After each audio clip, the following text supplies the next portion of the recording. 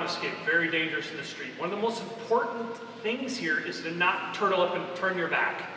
That gets us in a way worse position. When he is striking, this is the time to escape because he's not thinking about positioning.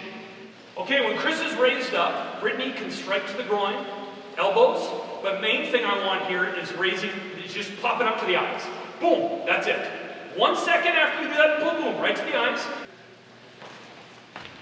That just created the motion of making him drive forward to where he had to place his hands here. From here, we have 3 different methods of retrieving the leg. Number 1, looping over to grab the leg. Sucking it in between your legs. Okay, now let go.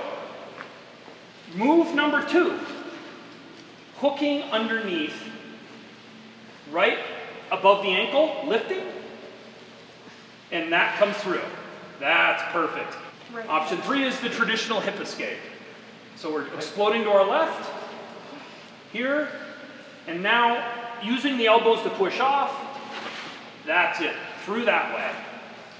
Now you're capturing the guard, and now you're going to turn to your other hip. From here, you can get guard back. Perfect.